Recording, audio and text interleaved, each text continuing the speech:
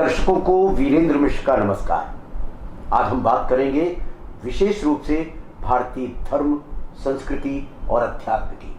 जैसे कि हमारी मान्यता रही है, अयम निजः परो वेति गणना लघु चेतशाम उदार चरिता नाम च वसुधैव कुटुंबकम। सारी वसुधा हमारी कुटुंब है, सारी वसुधा हमारा परिवार है और पूरे विश्व परिवार को हम मान के चलते हैं। तभी हमारी वेद विज्ञान की संस्कृति सारे विश्व में पुष्पित पल्लवित है। आज सारे विश्व में वेद विज्ञान की अलख ज्योति निरंतर जल रही है और उसकी पताका लहरा रही है। और आज हम बात करने के लिए उपस्थित हैं काशी हिंदू विश्वविद्यालय के इस परिसर में, और हम बात कर रहे हैं यहाँ के प्रोफेसर, संस्कृत के प्रकांड विद्वान और व्याकरण के विशेषज्ञ, जिनकी अपनी अलग अद्वितीय पहचान है, भगवत शरण शुक्ल जी। भगवत शरण शुक्ल जी, आप अभी अभी नेपाल से आए हैं। जी जी। और नेपाल से आने के बाद जी आते ही आज मेरे को बात करने का आपसे मौका मिल गया। और भारतीय धर्म, संस्कृति और अध्यात्म की अगर हम बात करें, वेद विज्ञान की अगर हम बात करें, वैदिक संस्कृति की अगर हम बात करें, तो किस रूप में हमारी चलती हुई सनातन परंपरा ये आज आगे बढ़ रही है कि सारी देश दुनिया में इस कार्यक्रम को लोग देख रहे हैं। आप क्या बताएंगे अपने दर्शकों को? हमारी जो सनातन परंपरा है, जब से ये सृष्टि हुई है और सृष्टि के साथ ही ये परंपरा अक्षुण्ण रहती है, क्योंकि इसके परंपरा के जो संवाहक हैं वो हैं भगवान श्रीमन नारायण। उन्हीं से ये परंपरा चली है और उन्हीं के ये तीन स्वरूप बनते हैं, जिनको हम लोग ब्रह्मा विष्णु महेश के रूप में जानते हैं। और वही सृष्टि के, जहाँ भगवान विष्णु सृष्टि के पालन करता है, भगवान ब्रह्मा जो है सृष्टि के जो है वो सृष्टिकर्ता के रूप में है, भगवान शिव जो है वो संहारकर्ता के रूप में है। तो ये त्रिगुणात्मक सृष्टि मानी जाती है। और ये त्रिगुणात्मक सृष्टि के रूप में ये त्रिदेव हैं। सत्व प्रधान के रूप में हम लोग भगवान विष्णु का स्मरण करते हैं, तो रजोगुण प्रधान के रूप में ब्रह्मा जी का स्मरण करते हैं, और साथ साथ जो है तमोगुण प्रधान के रूप में भगवान शिव का। यद्यपि ये कहने के लिए तीन है, परंतु इनका जो स्वरूप है वो एक ही है। आज अनेक धर्म, लोग कहते हैं अनेक धर्म है, धर्म वस्तुतः अनेक है ही नहीं, एक ही धर्म है और वो है सनातन धर्म। जी। आपने जिस तरह का वस्त्र पहन रखा है, पीताम्बर वस्त्र है, और उसके बाद मेरे ख्याल से त्रिपुंड है या उपुंड है, ये क्या है? इसको ये तिलक लगा रखे हैं जी। ये बताइए कि क्या है इसका, ये ऐसा क्यों बना के रखा है? ये ऊर्ध्व पुंड्र कहते हैं इसको। ये हमारे यहाँ जो हमारी उपासना पद्धति है, उपासना पद्धति में तिलक का बड़ा महत्व है। हमारे यहाँ कहा गया है कि तिलक के बिना जो है कोई आपके शुभ कार्य पूरे नहीं होते हैं। और यहाँ तक कहा गया है, तिलकम यज्ञोपवीतम च कौपीनवत धारेत। जैसे कौपीन अर्थात जो आपका अंतः वस्त्र है, उसको आप बिना दूसरे वस्त्र पहने निकाल कर एकदम आप जो है पूर्ण रूप से नग्न नहीं होते हैं, एक कोई वस्त्र लगा करके तभी दूसरा वस्त्र पहनते हैं। वैसे ही स्नान आदि करने के तत्काल बाद तिलक को लगाना आवश्यक होता है। तिलक की भी अनेक पद्धतियां उपासना के आधार पर। जैसे हमारा ये तिलक है, ये तिलक तीन प्रकार का है। एक तो श्री वैष्णव का तिलक है। श्री वैष्णव में भी तिंगल होते हैं और बड़गल होते हैं। तो बड़गल का जो तिलक होता है कि जैसे हमारे इसमें ये नीचे ये सिंहासन है, ये बड़गल में सिंहासन नहीं होता है, और ये संपूर्ण तिलक वैसे ही होता है।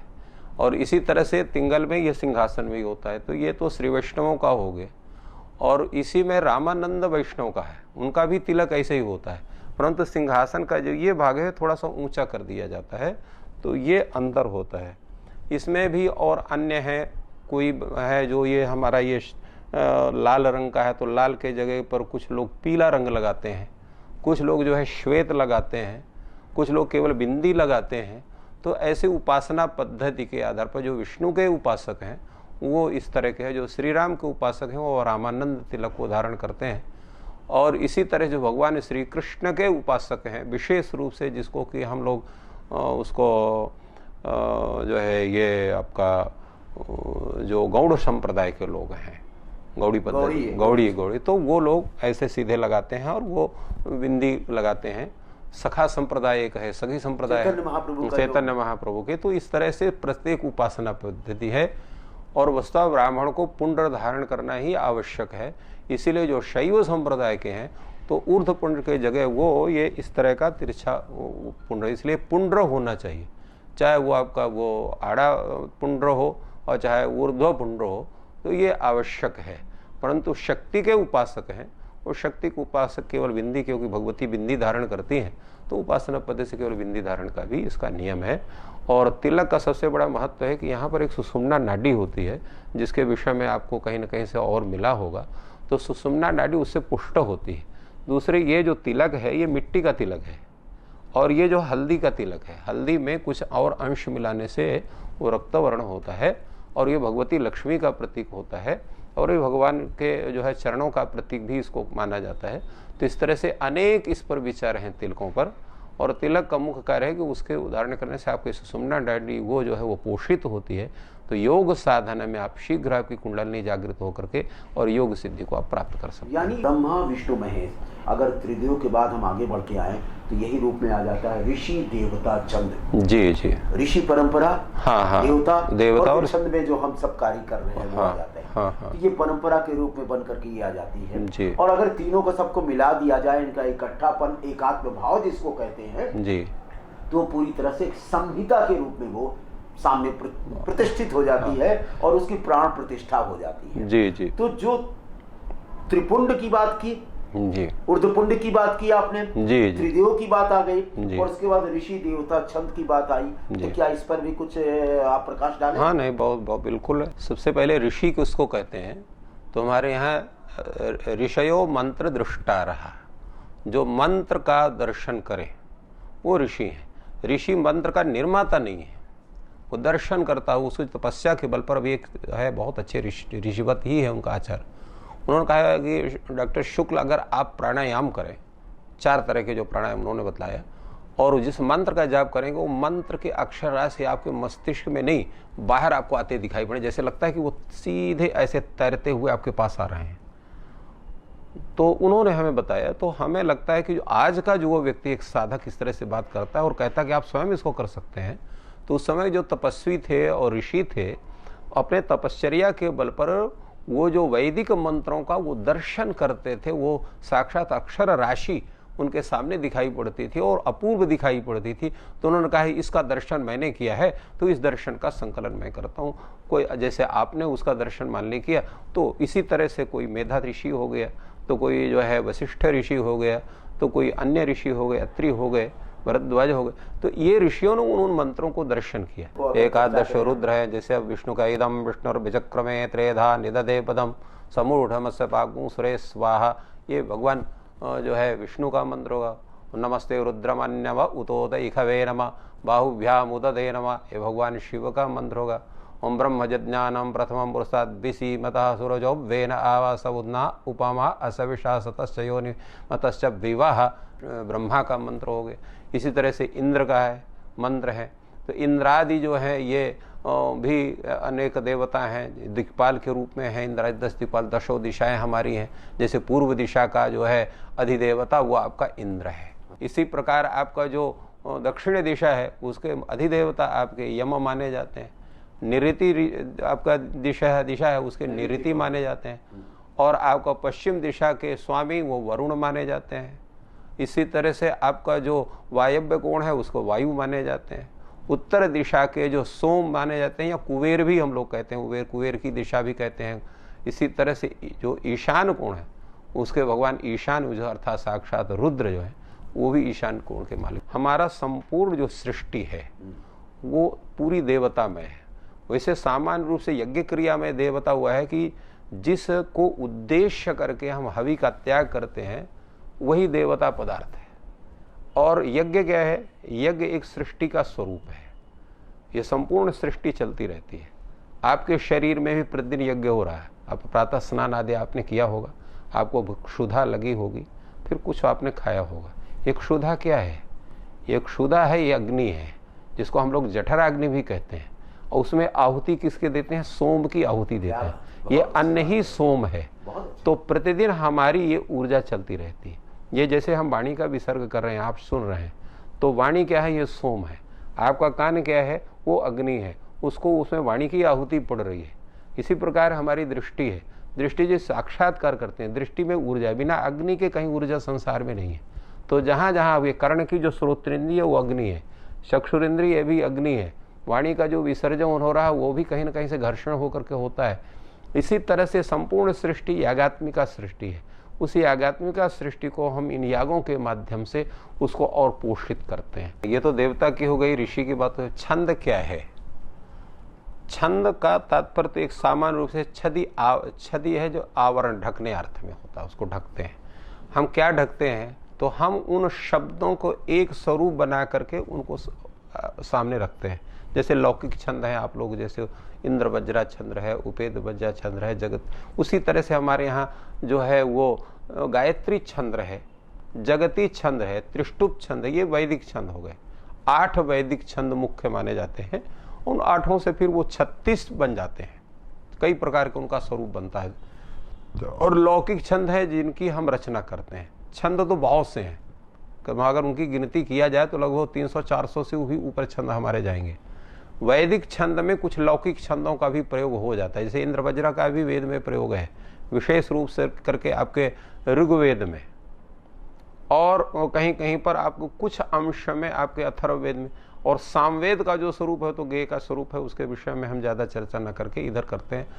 तो ये हमारे जो छंद हैं, छंद का सबसे पहले आपका ऋषि, छंद और देवता, इन तीनों का स्मरण करना पड़ता है, वो उस मंत्र का परिचय है। मान लीजिए कि हमको स्वाहाकरण करना है, तो अब हम सूर्य का है जो है, तो आकृष्णेन रजसा व्रतमानो निवेशन अमृतम मर्त्यंच हिरण्येन सविता रथेना देवो याति पश्यन, ये देवो याद भूनानि पश्यन, ये मंत्र हो गए। इसको कह के हम सूर्याय स्वाहा ऐसे कहते हैं। तो वो मंत्र का वो जो अग्नि में जाए, इसलिए अग्नि को हव्यवाट भी कहा जाता है। हव्यम बहती थी हव्यवाट, माने हवि का जो वहन करे, अर्थात हवि को प्राप्त करके उस देवता विशेष के पास पहुंच जाए, उसलिए अग्नि को हव्यवाट हम लोग कहते हैं। तो अब उस अग्नि में हमने उसको डाला, अग्नि ने उसका मुख्य जो सारा तत्व है उसको सूर्य को पहुंचाया उसने, इसलिए हव्यवाट स्वरूप उसका भी हो गया और हवन हो गया। अब वो ये एक हो गया आपका इसका आधि दैविक स्वरूप, आधि दैविक स्वरूप हो गया उसका, आधिदैविक आध्यात्मिक स्वरूप हो गया कि हम जो उस परमात्मा के प्रति सभी विशेष के द्वारा उससे हम अपना एक तादात्म्य स्थापित कर रहे हैं, यह उसका आध्यात्मिक स्वरूप होगा। आध्यात्मिक स्वरूप क्या हो गया कि उस अब द्रव्य विशेष का जब अग्नि में डालते हैं तो उससे एक ऊर्जा विशेष से संपूर्ण विश्व का कल्याण होता है, वो एक आपका आध्यात्मिक स्वरूप हो गया। तो हमारे जितने मंत्र हैं उनका आध्यात्मिक स्वरूप भी है, उनका आधिदैविक स्वरूप भी है और उनका आधिभौतिक स्वरूप। हमने बहुत अच्छी चर्चा की और आपने तीनों के बाद अब एक सार तत्व में चाहता हूं कि इसकी संहिता का भी वर्णन कर दीजिए। तो ऋषि, देवता, छंद और उसकी संहिता जो है वो क्या हो जाती है, वो भी आ जाए चर्चा। हमारे यहाँ व्याकरण शास्त्र में 3 वाणियों का स्वरूप आता है, और वो 3 वाणी कौन है? पश्यंती, मध्यमा, वैखरी। यद्यपि वाणी के 4 स्वरूप होते हैं, परा, पश्यंती, मध्यमा, वैखरी, परंतु व्याकरण के लिए 3 का स्वरूप होता है। वो 3 स्वरूप है क्या?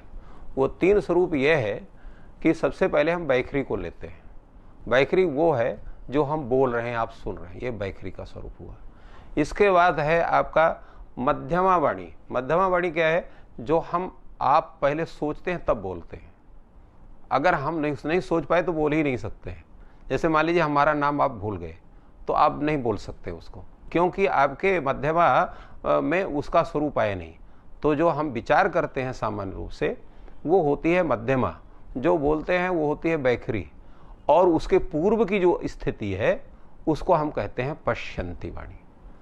तो ये 3 स्वरूप जो होते हैं, इन 3 स्वरूपों में जो वैखरी का तो सभी कोई बोल सकते हैं, उसको सब कोई जानते हैं।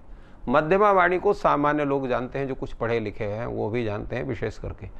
पश्यंती का जो साक्षात्कार है, जिसमें वो ध्वनि का पूरा साक्षात्कार केवल योगी लोग कर सकते हैं। योगी वहाँ पर काखा इत्यादि या वाक्य के स्वरूप का ज्ञान पश्यंती वाणी में कर सकते हैं, परा का ज्ञान वो भी नहीं कर सकते हैं। इसलिए परा वाणी को परब्रह्म के स्वरूप में मानी जाती है हमारे।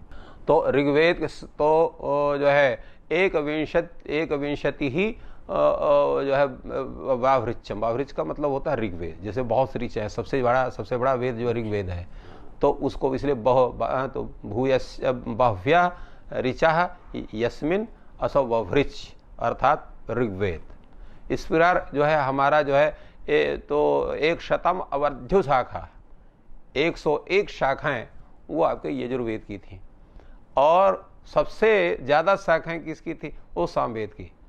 सहस्र वर्तमान सामवेद, सामवेद की जो है 1000 शाखाएं थी, और अथर्ववेद की 9 शाखाएं मिलती हैं। तो अब नए प्राप्त नहीं है, तो कम शाखाएं हैं। इस समय संप्रति जो है आपकी ऋग्वेद की केवल 4 शाखाएं प्राप्त हो रही हैं। आपके यजुर्वेद की जो है 2 कृष्ण यजुर्वेद की और 2 आपके शुक्ल यजुर्वेद की प्राप्त हो रही हैं। इसी तरह से जो है अथर्ववेद की केवल 2 शाखाएं मिलती हैं मुश्किल से, और 3 या 4 शाखाएं केवल सामवेद की हैं। तो ये स्थिति है जहाँ इतना बड़ा वैदिक साहित्य है। इसी प्रकार सबके ब्राह्मण ग्रंथ थे, सबके आरण्यक ग्रंथ थे, उपनिषद ग्रंथ थे। तो ये 4 भाग हमारे वेद के भी माने जाते हैं: संहिता, ब्राह्मण, आरण्यक और उपनिषद। तो ब्राह्मण संहिता ग्रंथ में और ब्राह्मण ग्रंथ में ये यागात्मक स्वरूपों का विशेष रूप से, आरण्यक में जो है वो उसमें भी ब्रह्म का चिंतन, यद्य ब्रह्म का चिंतन सभी जगह है, और वो मंत्र प्राय आपको वेद में मिल जाते हैं। जैसे अब ईशावास्य उपनिषद की चर्चा हम लोग करते हैं, तो ईशावास्य उपनिषद क्या है? ये यजुर्वेद का 40वां अध्याय है। इसी तरह से बहुत से मंत्र हैं, ऋग्वेद के मंत्र, जो आपको अन्य जगह मिल जाते हैं, अन्य वेदों में मिल जाते हैं। तो ये संपूर्ण हमारा जो वैदिक साहित्य है, संपूर्ण केवल भारत का नहीं, संपूर्ण विश्व का कल्याण करने वाला। इसलिए वेद कहता है यत्र भवति विश्वमेक नीडम, जैसे संपूर्ण विश्व एक घोंसले में समा जा सकता है, तो संपूर्ण विश्व को एक घोंसले में समाने का और उसको उस रूप में निर्देशन करने का सामर्थ्य अगर किसी विश्व में किसी साहित्य को है, वैदिक साहित्य को। केवल लोग कहते हैं, मैंने तो कई लोगों को सुना है, कभी कभी मैं होता हूँ, ऐसी भी स्थिति रहती है, कोई जैसे मान लीजिए कि आप अपना कार्य कर रहे हैं, तो आप एक सीधे कहेंगे कि हमारे वर्ग विशेष का कल्याण हो। विश्व का कोई व्यक्ति नहीं कहता समूह विश्व का कल्याण हो। हमने जो पढ़ा है सामान्य रूप में हम लोग जो जानते हैं, हमने तो पाणिनि जी को पढ़ा, उस महान युग दृष्टा को, ऋषि दृष्टा को, ऋषि को, जिन्होंने अपनी तरह से व्याकरण शास्त्र को सामने रखा। हम तो वहीं तक जानते हैं। हम चाहते हैं कि वो व्याकरण के उस ज्ञान की उत्पत्ति के साथ किस रूप में वो आगे बढ़ी कि हमारे आम जन जीवन में भी व्याकरण समाया हुआ है। व्याकरण हमारा आपका ही नहीं, इन सारे दर्शकों का जो इतने बैठे सुन रहे हैं और देख रहे हैं, सबके बीच में समाहित है। किस रूप में है, इन दर्शकों को बताइए। व्याकरणम विना वाणी भोजनम लवणम बिना, बिना व्याकरण के वाणी अशुद्ध होती है। व्याकरण पदार्थ है क्या चीज? तो व्याकरण व्याक्रियन्ते व्युत्पाद्यन्ते शब्दा अनेन तद व्याकरणम, जिसके द्वारा शब्दों का ज्ञान किया जाए। हमारे यहाँ आचार्य पतंजलि कहते हैं तो शब्द ज्ञान पूर्वक प्रयोगे धर्म, शब्द का आप ज्ञान कर, शब्द के प्रकृति प्रत्यादि का रूप ज्ञान करके उसका अर्थ ज्ञान करके जब प्रयोग करेंगे तो आपको धर्म होगा। धर्म का तात्पर्य ये नहीं है कि कोई आपका पुण्य आपको लग जाएगा। धर्म का तात्पर्य यह है कि उस वाणी का करने के आपको संपूर्ण अर्थ ज्ञान के साथ साथ लोगों को उससे सुख प्राप्त होगा। और धर्म का मुख्य उद्देश्य क्या होता है? सुख। धनात् धर्मः ततः सुखम, उसमें आया हुआ है। तो धर्म से सुख, मुख्य रूप है धर्म से सुख होता है। तो सुख भी अनेक प्रकार के। तो अब वो शब्द का हम जब प्रयोग करते हैं तो उसका स्वरूप क्या है? जैसे कि राम शब्द को आप जानते हैं, सभी राम शब्द बोलते हैं। राम शब्द कैसे बनता है? तो रमन्ते योगिनः अस्मिन् असौ रामः। हमारे यहाँ धातु होते हैं, प्रत्यय होते हैं। तो धातु है रम धातु, जिसको क्रीड़ा अर्थ होता है। क्रीड़ा था, रम क्रीड़ा यम धातु उसका अर्थ है। तो योगी जिसमें रमण करते हो, खेलते हैं, भ्रमण खेलते हैं, आनंद ले रहे हैं, वो क्या है? राम पदार्थ है। इसलिए राम को साक्षात पर ब्रह्म का स्वरूप माना गया, वो राम पदार्थ। तो राम शब्द को तो वो दशरथ का पुत्र राम इतना जो है, तो राम शब्द पर ब्रह्म का वाची, इसको कौन बतलाए? इसको वैयाकरण बतलाएगा कि रम धातु है और उससे भाव अर्थ में घय प्रत्यय हुआ है। वो घय प्रत्यय किस क्या कह रहा है कि ये राम साक्षात पर ब्रह्म है, जिसमें योगी लोग रमण करते हैं, वो राम पदार्थ है। और वो राम पदार्थ को मतलब जो है संपूर्ण जनता को, संपूर्ण संसार को सुख प्रदान करता है, वो राम पदार्थ है। इसी प्रकार कृष्ण शब्द है। कृष्ण शब्द का अर्थ क्या है? सामान्य कृष्ण जो है वसुदेव का पुत्र है, परंतु यहाँ क्या है? कृषिर्भूवाचक शब्द हणश्च निर्वृत्तिवाचक कर्षति भक्ता नाम पापानि इति कृष्ण। ये किसको कौन बतलाएगा? इसको व्याकरण शास्त्र बतलाएगा। इस तरह से अनेक शब्द हैं जिसका आप ढूंढी शब्द है। ढूंढी माने गणेश होता है। ढूंढना आप लोग बोलते हैं, कहा कोई चीज़ हो तो इसको ढूंढो भाई कहाँ है। ढूढ़ी धातु है हमारे, ढूढ़ी अन्वेषणे, ढूंढती विघ्ना नाशयितुम इति ढूंढी गणेशा। जो विघ्नों को ना खोज करना है, और उनको गणपति जी हैं, गणपति का। और उनका देखिए वाहन कौन है? मूषक वाहन है। मुष्णात इति मूषक, जो संपूर्ण चीजों को सूंघ करके वो उसको नष्ट भी करे या उसको अपने पास रखे या उसको भक्षण करे, जो भी उसके कार्य विशेष है उनका मूषक। क्योंकि मूषक में ग्रहण शक्ति बहुत होती है, तो मूषक जब रहेगा तो मूषक ग्रहण सूंघ के यहाँ पर विघ्न है, यहाँ पर विघ्न है, उसको लाएगा सूंघ करके। भगवान जो गणेश है उसको उसका नाश कर, इसलिए ढूंढी गणेश कहा जाता है। इसी प्रकार गणेश शब्द है गणानाम, विघ्न गणानाम, ईम शक्तिम शति तनु करोति इति गणेश।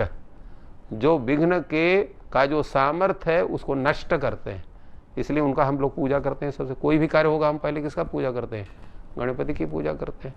तो ये सब जो अर्थ ज्ञान है आपको व्याकरण से प्राप्त होगा। इसके बाद हमारे यहाँ आप जब से बच्चा पैदा होता है वो जब बोलना सीखता है तो क्या सीखता है? तो माँ क्या है? कोई भी चीज सीखेगा वो शब्द सीखेगा, और शब्द केवल पद नहीं सीखता है, वो वाक्य सीखता है। हम लोग बच्चे को जब लेते हैं दुलाते हैं, हाँ भैया कैसे हो, कैसे है, ठीक होना है, उसको दुलाते हैं, उसको हंसाते हैं, वाक्य का प्रयोग करते हैं। संपूर्ण विश्व वाक्य का प्रयोग करता है। वाक्य के द्वारा ही वो सब जगह ज्ञान करता है। वाक्य में क्या होते हैं? पद होते हैं। हम देवदत्ता ग्रामम गच्छति। एक चीज और मेरे मन में आ रही है, जो जिज्ञासा है बहुत पहले से, कि हमने सुना था कि भगवान शिव की तपस्या की पाणिनि जी ने, और कहते हैं अक्षयवट के नीचे खड़े होकर के जाने कितने हजार वर्ष तक उन्होंने तपस्या की, जब भगवान शिव उनके सामने प्रकट हुए, और प्रकट होने के बाद इन्होंने 14 बार डमरू बजाया, 14 सूत्र उन्होंने पाणिनि को दे दिए। तो वो जो है वो 14 डमरू के वो जो भाव जिस तरह से निकल करके आए, डमरू के जो शब्द जो गुंजित हुए, उन डमरू के शब्दों को अगर गुंजित करते हैं हम, तो उन शब्दों में वो ध्वनि में जो है किस तरह से व्याकरण के उन सूत्रों की उत्पत्ति हो रही, ये जानने को पता मिलता है। एक किंवदंती है कि व्याकरण शास्त्र की अध्ययन में पाणिनि संलग्न थे, किंतु उतना सफल नहीं हो पा रहे थे जितना उनको सफल होना चाहिए था, जैसे उनके अन्य सहपाठी थे। तो उन्होंने अपने गुरु के निर्देश पर भगवान शिव की उपासना की, क्योंकि नियम यह है कि अगर आप विद्या प्राप्ति करने के लिए भगवान शिव की आराधना करना चाहिए, ऐसा शास्त्रों में वर्णित है। तो उसके आधार पर उन्होंने भगवान शिव की अक्षयवट के नीचे उन्होंने, क्योंकि अक्षयवट में क्या ये है कि कुछ भी मांगेंगे आपको उसको प्राप्त होगा, और प्रयाग में तो अक्षयवट का विशेष महत्व है। तो ऐसी मान्यता है कुछ लोगों की, और ये परंपरा से है कि अक्षयवट के नीचे ही बैठ करके उन्होंने तपश्चर्या की, और कई वर्षों से तपस्या करने भगवान शिव जो प्रसन्न हुए उनके तपस्या से, तो उन्होंने कहा कि शब्द सुन करके ही इनको शब्द का मुख्य ज्ञान होना चाहिए।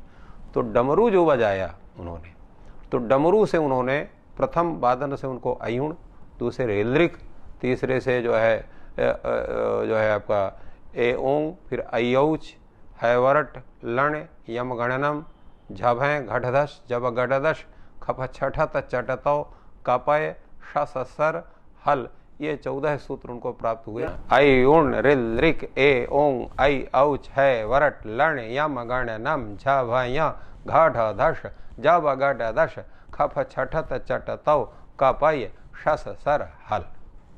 तो इति इसका नृत्तावसाने नटराज राजो ननादिढक्का नव पंचवारम नेत उद्धर तु काम सनकादि सिद्धान नेतद विमर्शे शिव सूत्र जालम।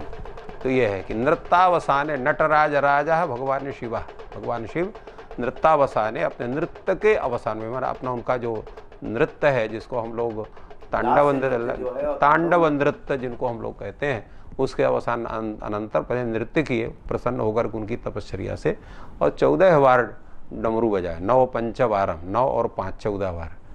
क्यों बनाया? तो उद्धर तुकाम सनकादि सिद्धांत, सनकादि सिद्धांत उद्धर तुकाम, सनकादि सिद्धों के उनके उद्धार के लिए, और तो उन शिव सूत्रों को उन्होंने बनाया।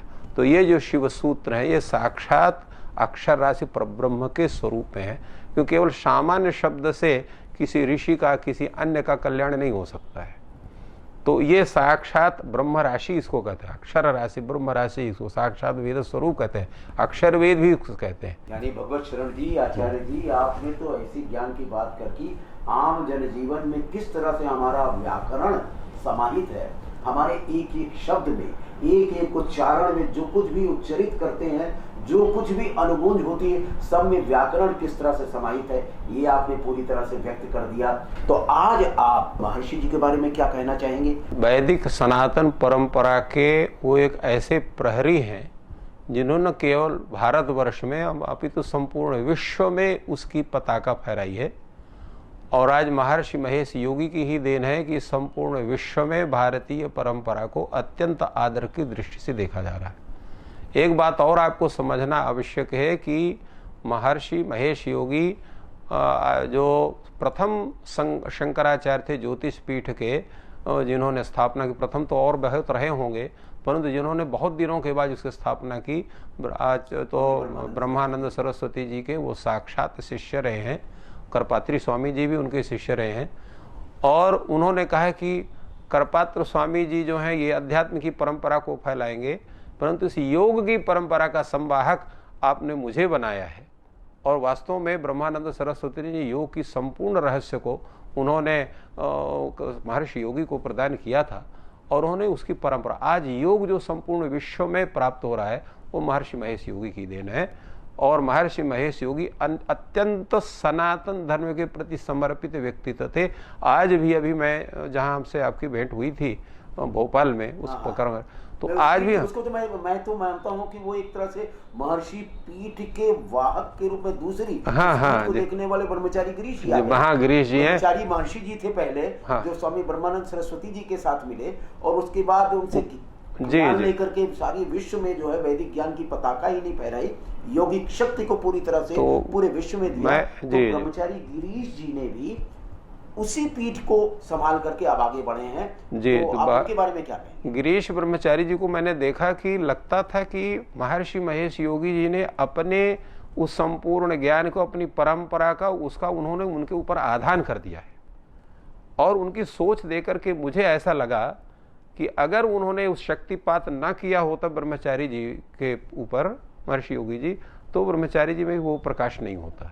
तो ऐसा लगता है कि उन्होंने अपना एक सही उत्तराधिकारी चुना है और उसकी उनको परंपरा को और भी वो आगे बढ़ा रहे हैं।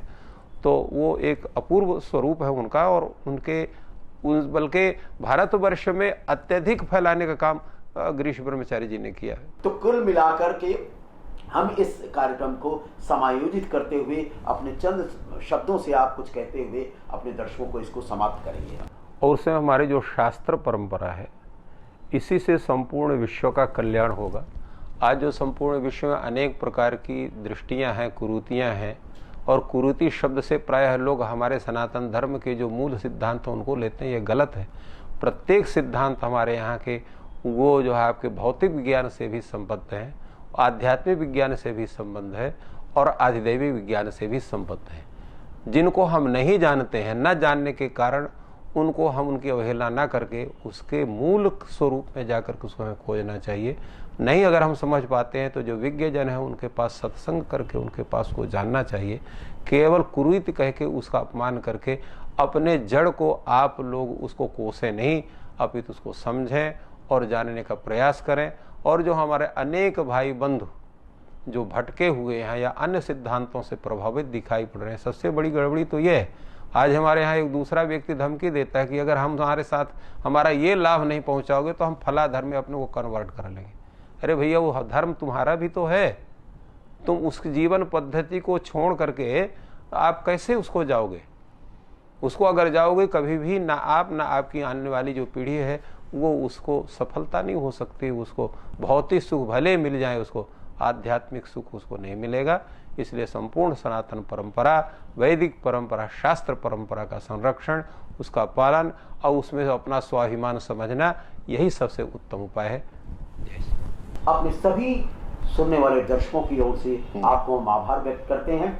आज हमारी यात्रा यहीं तक, अगले अंक में फिर मुलाकात होगी आपसे किसी खास विद्वान के साथ, किसी विशेष विद्वान के साथ, जो आपको बताएंगे आपके बारे में, आपके ज्ञान की चर्चा करेंगे। हम उनको लेकर के अगले अंक में मिलेंगे। बहुत बहुत धन्यवाद।